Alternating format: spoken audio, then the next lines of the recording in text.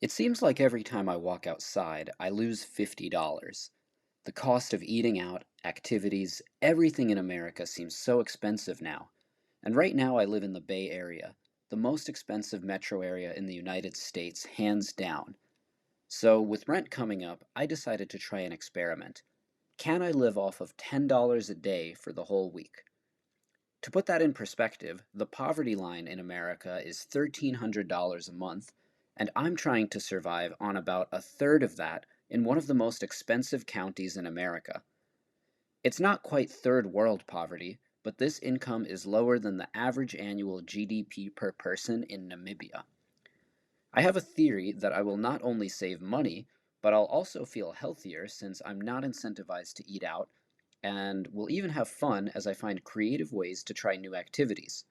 First, there's going to be some upfront costs as I get my groceries for the week. I'm heading to Trader Joe's, where groceries are fairly cheap since a lot of the produce is local to California. For this experiment, I sort of have to eat like a psychopath. Now, same breakfast every day is fairly easy. Start the morning with a bagel with peanut butter, maybe some oatmeal, a banana, and a mandarin. I didn't get snacks because I know having snacks in the house will only incentivize me to eat them, so the mandarins can be my snack.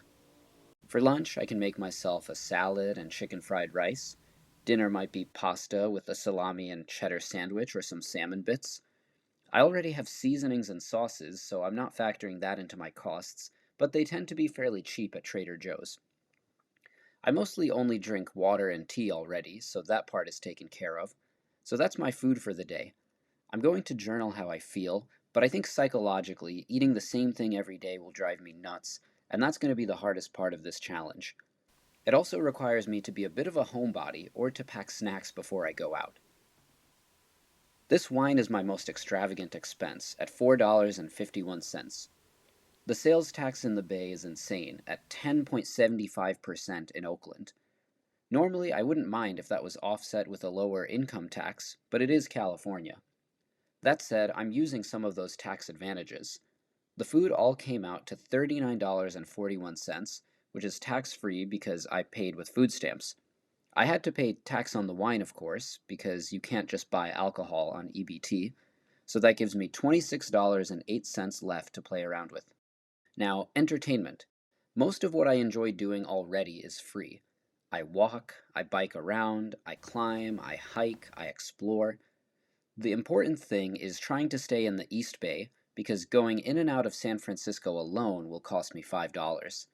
Let's head into the city for the first and only time this week and check out a spot called Monroe.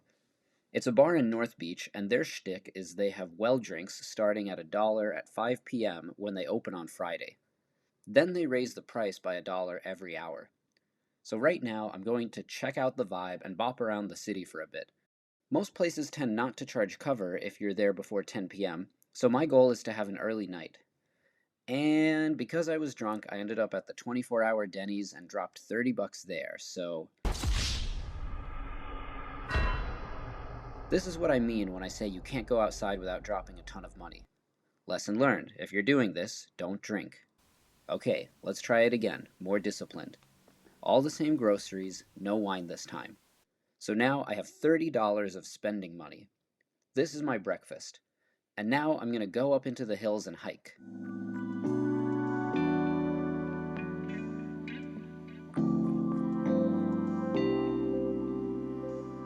Afterwards, I'm hungry, so I'm going to get 2 burgers from Campus Burger for $2 each plus tax. The burgers look very you get what you pay for, and I think it's honestly a loss leader for the business, and they're trying to make their money on fries and soda. Day 2. Today's a work from home day, so not very exciting. The problem I face is when I go out and get hungry, I opt for a cheap, high calorie, heavily processed option rather than paying for something fresh and warm. I head to the local gas station and pick up a sandwich for $5.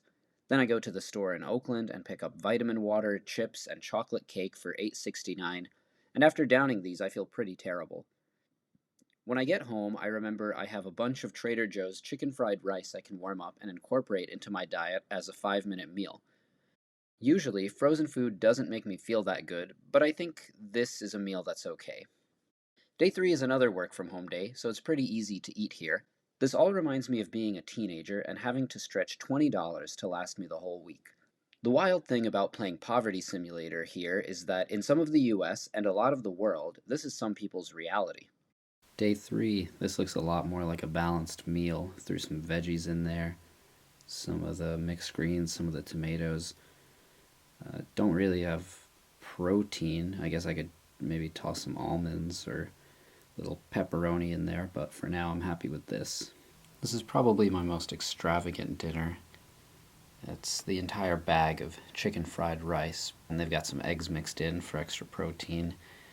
And this whole thing probably comes out to about $4. So I went and got a late night snack. I know you could probably get 3 of these Cliff Bars for 99 cents each, but this costs $2.75. I'm paying for the premium of being able to get it at 1 a.m. basically, 2 a.m. at this point. My body just needs sugar and fat right now.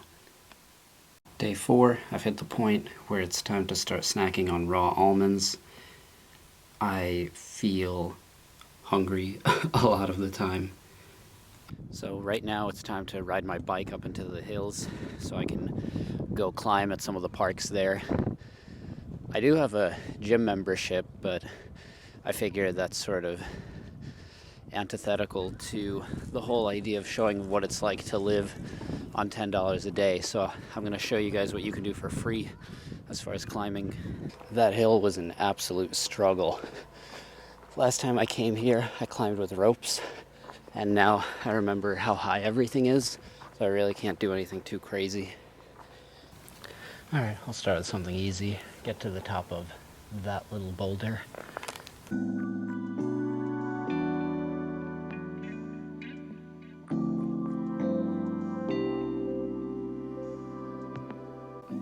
Alright, that was actually a little too easy, so let me try another one.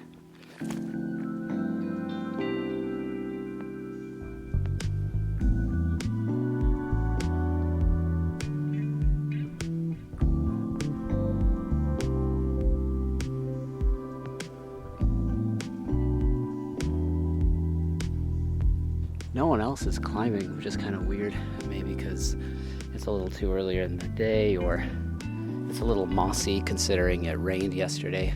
I don't have a crash pad, so I have to be kind of selective about what I actually climb.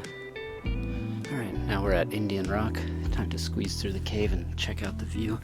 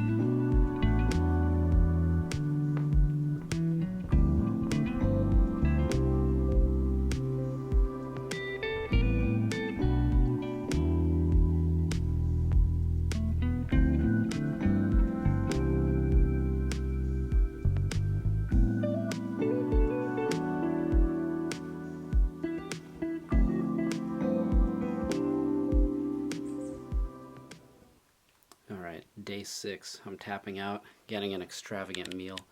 This whole thing costs like 16 something. I could probably afford 4 of these on my budget. I think for health reasons and not starvation reasons, I've got to put it to a close. I'll show you some other options for places that you could go that are pretty cheap that I would have gone to, but it's just not good for your health to eat that way long term. I will say the one positive is that my bank account looks really healthy. It's definitely doable, it's just hard to sustain as far as discipline goes. Here are some other options I could have taken up if I continued this experiment. Saigon Sandwich in San Francisco, a cash-only joint, serves banh mi for just $5.50. Some churches give out nightly meals, and there are communal food pantries that occasionally have something good. San Francisco often has Taco Tuesday deals, with tacos coming in at just under $3. And Top Dog in Berkeley tends to be a pretty cheap chain. But to be honest, with the waves of tech in recent decades, it's nearly impossible to find a place that serves hot food for that cheap. I think if you lived off double or triple the amount, you could definitely make it work.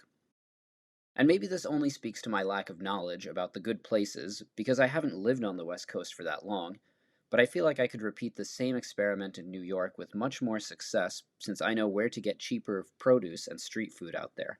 But is surviving on this amount possible? In terms of purely eating, yes, with great difficulty.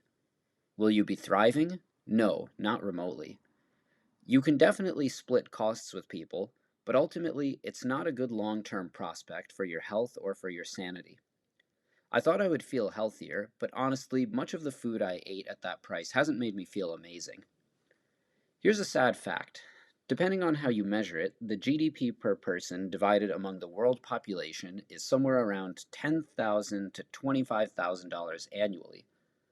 Learning that really makes you appreciate what we have in the first world. Unfortunately, much of that wealth was taken from the third world. We are rich specifically because they are not.